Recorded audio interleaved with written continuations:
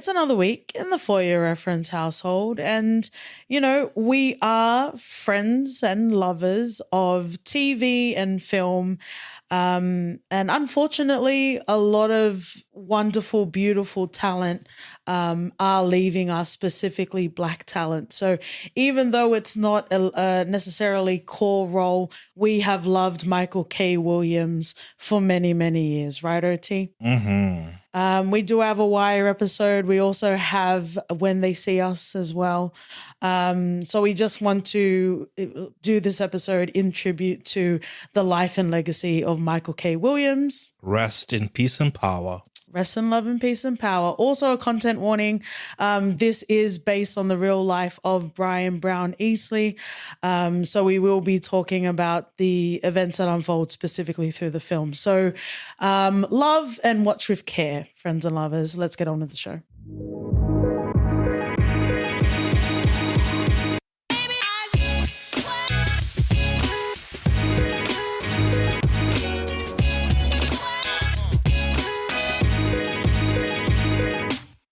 Friends and lovers, welcome back to the For Your Reference podcast. You got your host, KT. And OT. Answer the call of systemic pain, sustained power pushing, and tragedy. Open the dialogue with breaking this week. Woof. Ooh. From till to breaking. Yeah. Yeah. Welcome, friends and lovers. For those that might be new to the For Your Reference household, we love and laud and hold you ever so gently and warmly. It just so happened that these two heavy films are being covered back to back. However, if you go and check out our Till episode, we did spend some time with OT in particular talking about, not just Black cinema, but also covering Black pain and trauma. And even if it's done in a way that's with a lot of care, which I would say this film did, it still has its lasting sort of effects, even if it's in a good way. So I'll definitely encourage you guys to go and check out the Till episode. But also it is going to get a little bit heavy today as well. So again, listen with care, friends and lovers. If you've also watched the film, this is also the time to say spoiler, spoiler, spoiler. Let me get into general stats and information. Thank you to Carly and the team at Nixco, as well as Universal Pictures Content Group, for sending us a screener. Specifically in Australia, Breaking will be available to rent and own from the 27th of March. Yeah. And we're dropping our full review today. So in regards to general stats and information, we have director Abi Damaris Corbin, who also wrote, as well as co-writing, we have Kwame Kwei-Armah. In way of cast, OT. Especially in a lead capacity, we talked about John Boyega in The Woman King.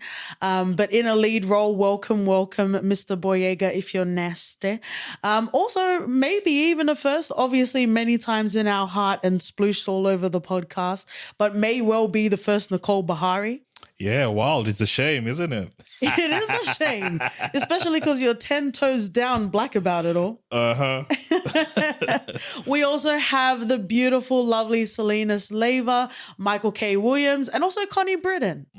I don't know if I want to get a call from Connie Britton. From 911 to Breaking, it's usually not great news. No, it's not.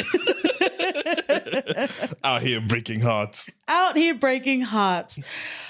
Oh, okay. Well, let's get into first impressions. I think even if you want to, I wasn't necessarily aware of the news breaking about Brian Brown Easley. But how did you feel about leading up to the film, watching the film? And also, we've watched it twice just so we can make sure that we're fresh in this conversation. This is one of the stories that sort of escaped me, and I really didn't know anything about it until we watched a few of Boyega's interviews leading up to the release of the movie. Yeah. And we're just, talking about Brown Easley and what he went through. And there's this larger conversation to be had about the VA. And I'm sure the click they claim. Yeah. And I'm sure we'll get into that. But yeah, it was completely heartbreaking. I think when I first came across it, I had to read about it because I felt like it was something out of a bloody movie. It felt really ridiculous that was allowed to happen. Yeah. And then watching the movie and sitting there, not only was it uncomfortable, it was really, really sad. I felt for everyone in that banking hall. Absolutely. It's a situation that should never bloody arise. Yeah, absolutely. Very avoidable. And those are the worst ones, man. Well, this film was also based on that article of They Didn't Have to Shoot Him, I believe it was titled. They didn't. I think it was a rogue sniper that just went, off the cuff. Yeah. I'm pretty sure nothing happened to him. I think it was like the grand jury was like, yeah, nah, it was all good. The mere fact that nothing also transpired of it, no apology from the VA to the family, just nothing. It took like 67 years for the anti-lynching bill in Till, but at least it had that post-film title of saying that perhaps something might have happened or might have changed as a result of those events, right? My first impressions. I was deeply immersed in the emotion of the film. I found it very easy to latch on to Brian's story, and the uncomfortability was so palpable in every moment. There was nowhere to hide in the vulnerability and the never really talked about systemic, ongoing, deliberate pressure that a Black veteran feels in modern America. Because there's a lot to talk about. And, even on a lighter note, we talk about Boys in the Hood and we have Furious. We're very excited for John Wick, by the way, so we can see. We haven't looked at spoilers, so I don't even know if Lawrence Fishburne is in it. But hopefully we'll see some Furious. Because I was telling you, I wasn't seeing Morpheus in the John Wick franchise. I was channeling Furious from Boys in the Hood. I got a bit of both. Yeah. But, even in the Boys in the Hood, they talk about like a Black man has no business fighting a white man's war, And we've talked about instances, of, how globally all countries are doing very shit in the way that they, treat and discard veterans, right? And if we're specifically talking about America, we're also specifically talking about Black veterans. So this was a story that isn't anything that is rare, but it's also something that continues to happen. And to even have this film to be able to have this discussion, I think is also very important. 100%. It raises a lot of questions that need to be answered. And I think we've gotten to a point where you're like, why even put yourself in a situation where you're pretty much expendable once you leave the military? Yeah. There's no reintegration. You're left off, like his payment, $892. Yeah. Bro, they just played him dirty. Man, there were so many heartbreaking moments because, again, it felt real. When we talk about especially like Black pain portrayed in cinema, it's very easy, or, even we talk about emancipation and stuff, it's very easy to paint with the harshest brush, right? Or put it in a way that's going to like really shock you to your senses. But if anything, this film was very quiet. It was very reflective and it was very somber. It wasn't, obviously he was expressing his emotion, but it was very much, this is what it is. Yeah. Yeah. We get to see from Brian's perspective, how it went down, what he felt. And the movie is aptly named Breaking because you do get to reach a point of no return. Yeah. And that's what we come to see. I think the first scene in the movie, it's him getting manhandled and, pushed down by coppers and handcuffed. You treat your veterans like crap. Yeah. Yes, of course. So he raised his voice. So fucking what? Yeah. Some things don't justify the way we treat people out here. Yeah. He got to a point where, his daughter's birthday, I think he had promised a puppy, depending on that monthly paycheck stipend from the VA. They don't pay him.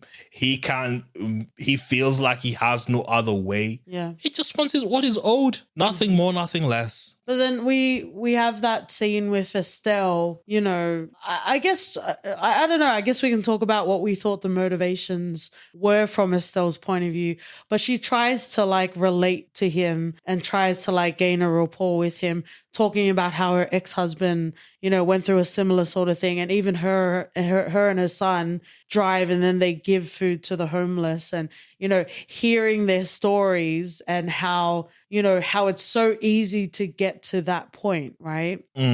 There was that very powerful sort of scene. And then you also have Brian saying, like, do you think I'm a fool? Do you think I'm slow? Like, that has nothing, well, I took it as that has nothing to do with anything. Like, just, it's just the fact of the principle that they should have given me my money. Yeah, it's very black and white when it comes to what should have happened. Yeah. And yes, Estelle, you know, she handled the situation quite well. You know, she did manage to get a lot of the hostages even before Brian noticed. But even then, Brian allowed everyone to leave. Yeah. And only kept the 2 employees. But even like, you know, I understand everything that was happening. And like you said, it was very somber. And I think even the cinematography played into it. You know, the shots were quite close. You know, it created that intimate sort of effect. I really felt for those 2 employees, and I still understood what Brian was trying to do. Yeah. But I was there crying, especially when Rosa Diaz was terrified. Yeah. She could not handle it. Understandable so. No one should be put in that situation. But even like, you know, watching it both times, I was never under the thought that Brian was going to hurt them. But I think that's also because I was so keyed in to his emotion, because, you know, he also says in the film that he had 2 jobs, but he became ill. So he had to take leave and he was receiving benefits, you know.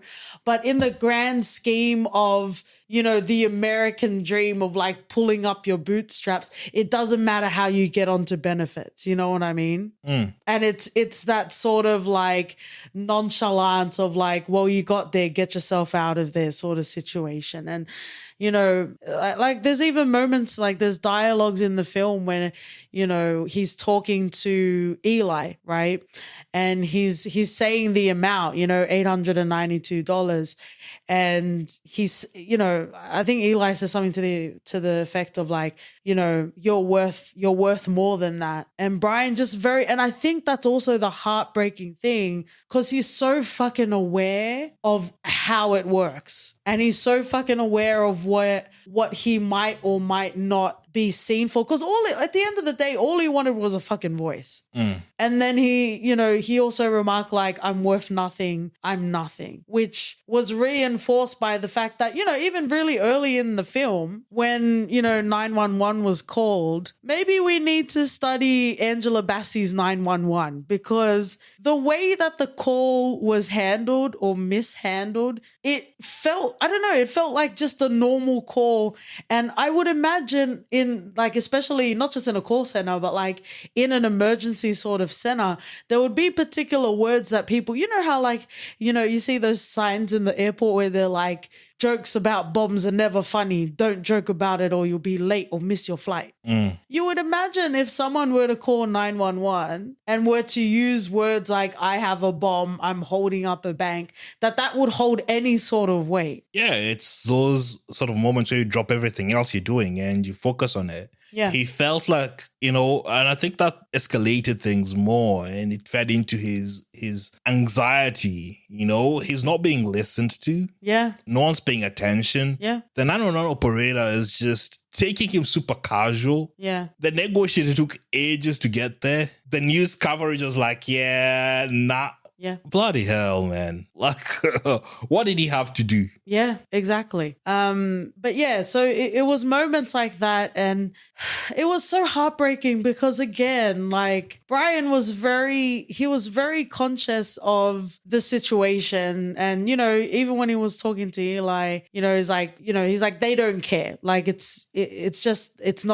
doesn't go our way. Right. And even when Estelle and Rosa were talking, asking, I think Estelle said something about someone had held up the bank before. And then Brian was asking, oh, what happened to them? And what did she say? That he was arrested. It was like, hey, what? He must have been white. He must have been white. And I think, whether it's perceived heavy-handed or not, I don't necessarily agree it was. But I couldn't help but notice those that actually cared on the opposition was Eli, a black man. Because you have Major Riddick, and you could tell it felt very clinical. It felt very transactional, right? Even to the point where he came along and interrupted Eli in the middle of calling the wife. Like there's, I don't know. I feel like there was more of a duty of care. Yeah, I feel like duty of care doesn't even apply to these situations when we see them. It's like so far removed. All they want to do really is use their toys, storm in, shoot around, bang, bang. That's it. Yeah. In as much as I went into it knowing pretty much what was going to happen, it really felt heavy in my heart. Like watching it unfold and how it did. Yeah. It's not that he was being greedy, trying to take anything that wasn't his. There was money in the bank. Yeah. He was like, I don't want that. They were like, oh, let me just pay you this. You can take money that's already on the counter. No, I don't want that. That's not my money. Yeah. I want the money from the VA that I am owed. And that's just the crux, of the matter. It's a situation where I felt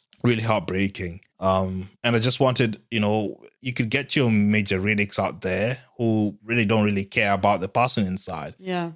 We had Eli come in. I think he could have done a bit more. He felt, I don't know, in as much as he resonated with Brian, but it was only because no one else was doing anything. So by default, he was by doing default, something. he felt like he was doing, he was going above and beyond when I just felt like. Because there was also a comment from Riddick that he was late. So I don't know. Yeah, he said he was late. That's why he let them talk to the reporters. But my impression was that they didn't contact him early enough. But if that's what the case was, it's just, I think ingrained systemic issues cannot be resolved by one black person embedded in that system, so it's, I don't know. And then like, even when we're watching the film, even a second time, we're like, what did he need to do to get that full attention? Like, did they need to be white hostages or what?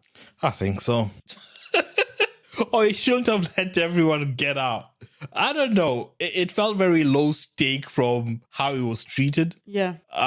Even in his moment, he went in there knowing that the probability of him walking out of there alive was very, very low. And he was happy with that. He was okay with that. Yeah. But then to see it progress the way it did, I don't think even he anticipated such a response. Because this is his breaking point. He's going in there doing something radical and expecting a reaction. Because he's on the brink of homelessness. Yeah. Expecting a reaction. Everyone's just so nonchalant about everything. Like if it happens, yeah, we'll get to you. Wait in line. Yeah, we'll get a negotiator.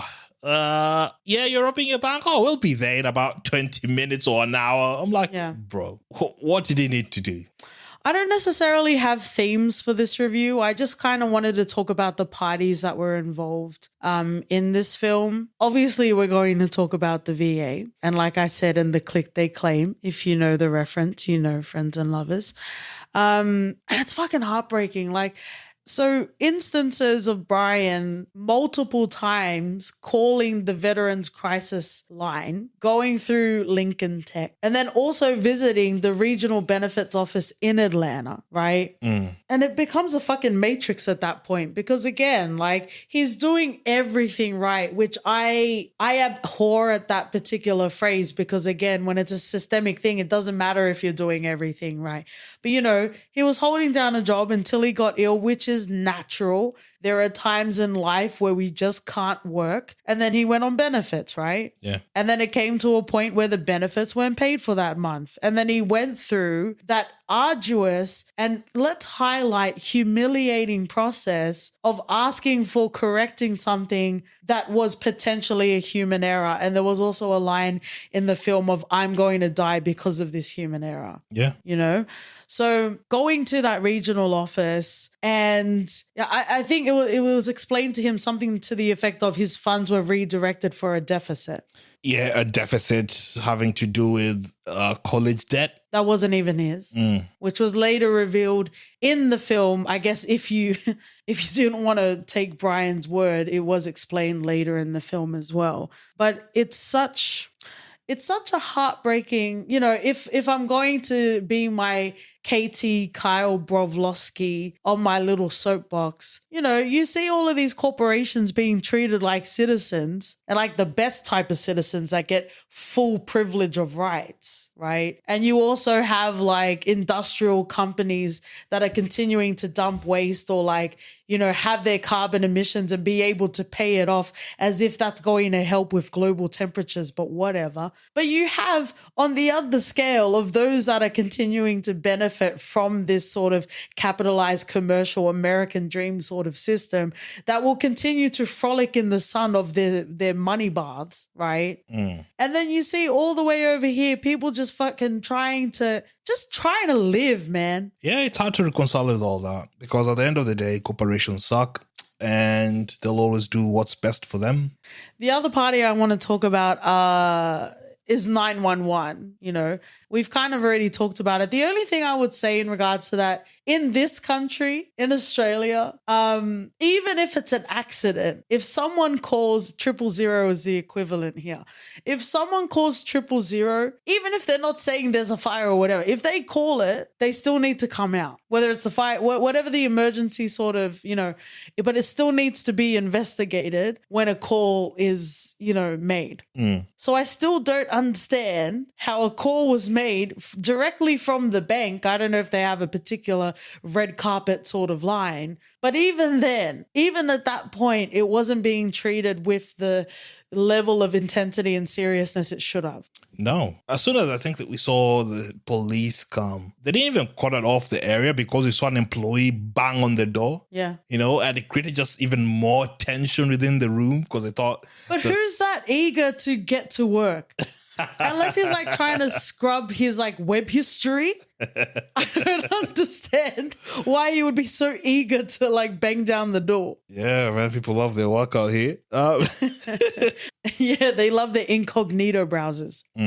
Like it's just everything that went down just felt very amateurish. Yeah. To the point. Amateurish or they just didn't care enough? Because those are two different things. True. Probably a bit of both. Yeah. Well, I guess even talking about a bit of both, I want to talk a little bit about the police response or lack of. So do you feel like Eli was there all the way? He was there, but I still felt he left a few scraps on the table.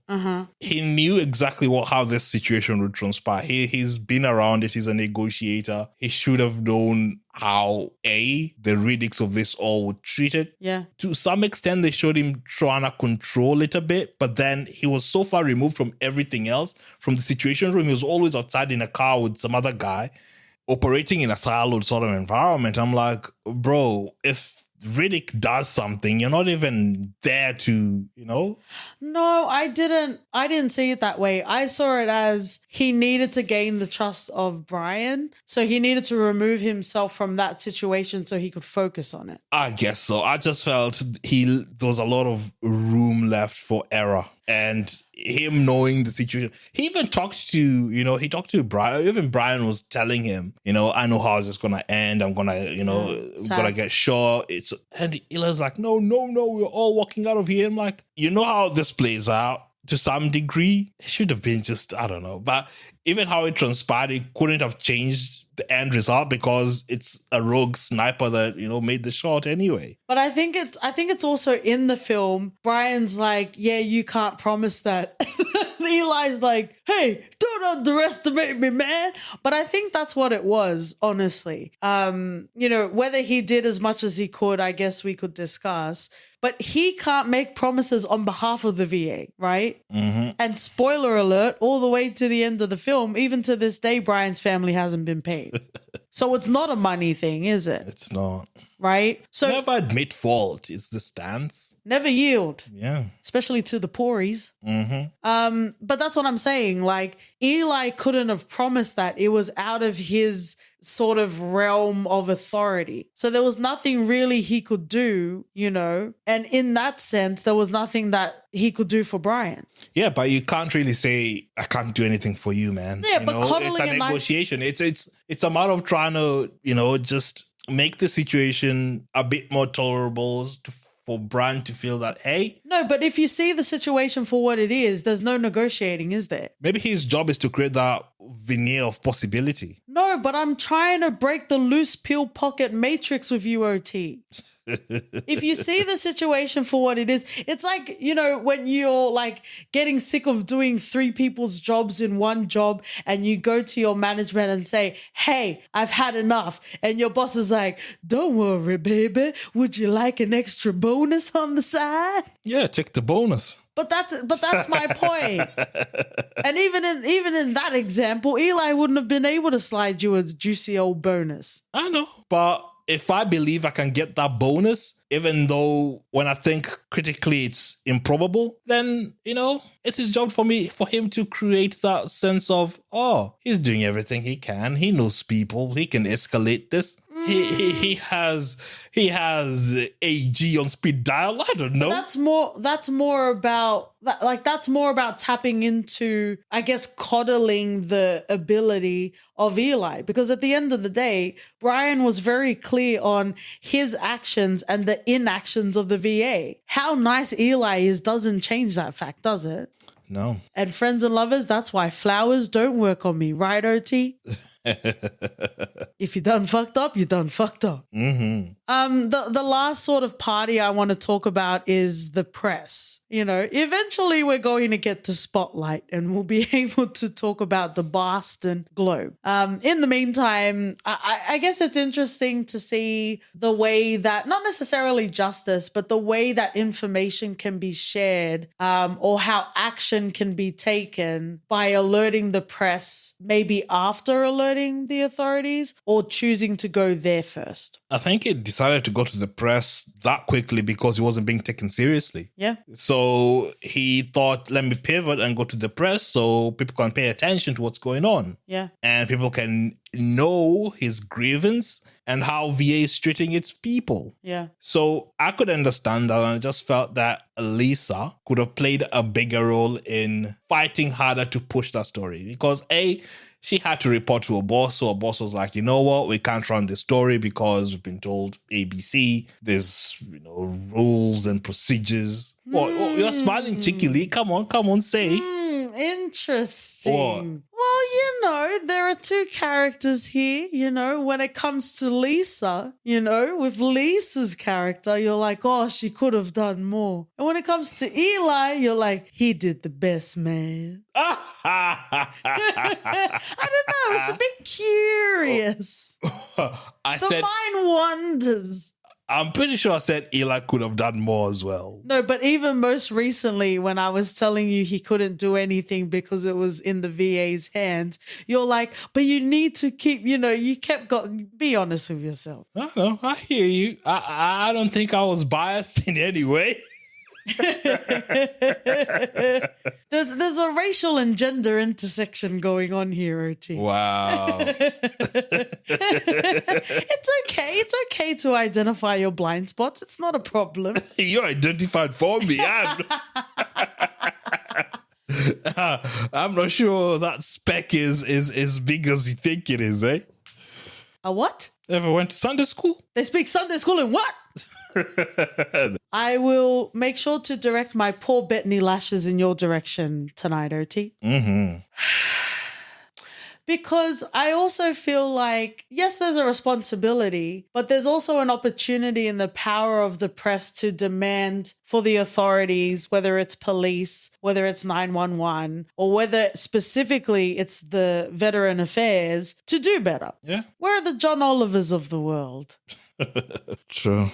I don't know, man. Like it just feels like a losing battle, which is sad. Well, now you're proving my point. Now I feel like I need to negotiate you out of the sunken place. Now you understand Ila's position. Yeah. Well, I guess, and that's the fucking frustrating thing about this film is because, yes, it is heavy, but it's also understandable where each, person is coming from. Like the situation is what it is. And if anything, hopefully it can spark up a dialogue. Hopefully. I guess just reflecting, just to finish off our review, just reflecting on even our discussion that we had in Till. This is obviously a very hard film to watch. Do you feel that there was a difference in the care that was taken? Because again, a lot of it is focusing on Brian, a Black veteran, but it also has Estelle and Rosa as well as Eli. So you're having Black and brown, people that are stuck in this systemic sort of web, right? Do you feel like this film did it in a way that not necessarily can teach audiences, but can bring about a dialogue? 100%. I think there was care taken, and I think the discourse, it wasn't painting Brian as, oh, look, everything he did was justified in holding a bomb. You know what? Everything that happened and transpired, I think it took care with its characters. We had Estelle and Rosa. They showed how much fear,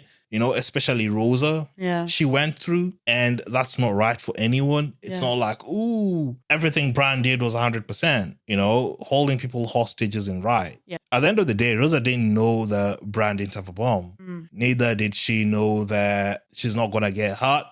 Estelle, to a point, she was writing a letter to her kid in case she doesn't make it. Yeah. So all these things are going through their minds, and it's terrifying for anyone to feel that this is their last moment on earth and they're going to die. So I think care was taken on both ends of the scale. Yeah. Because at the end of the movie, you do get a sense of the injustice that has transpired in dealing with Brian from a police and a response point of view, where he wasn't listened to, and from the VA's sort of perspective, where they just made a clerical error. They didn't accept it. They still haven't accepted it. I think they actually even say doubling down on that shit. So they will never admit fault. And I think that's the discussion point, because at the end of the movie, you're sat and you're faced with issues that are facing veterans, which has to be dealt with, because there's too many brands out there. Yeah. And we see a lot of these stories churn in and out, and no one does anything. I know. And I absolutely agree. You talked about not holding people hostage unless it's capitalism. Thank you, friends and lovers, for joining us another week in the For Your Reference household. Especially if you haven't watched the film, because we know sometimes you guys like to, stay along with us week to week, even if you haven't watched it. So thank you so much for everyone for checking in. We're going to finish off in a segment we call For Your Reference. OT. I'm going to reference Till. We covered it last week, and I think it will be, a good accompaniment to this. Yes, we have an emotional support dog, so hopefully, friends and lovers, you have an equivalent. I will reference When They See Us. Nice. It's important to reflect Black pain, but it also needs to be done with care. Mm-hmm. And that miniseries, obviously, in the loving hands of Ava DuVernay, absolutely does that. If you would like to experience the loving hands of OT on Twitter and Instagram, we're at ForYourFPod. Or write us an email at hello@fopodcast.com. We're also on all of the podcasts and tomatoes if you like to leave a rating and review. And we'll see you guys next week. See ya. Bye.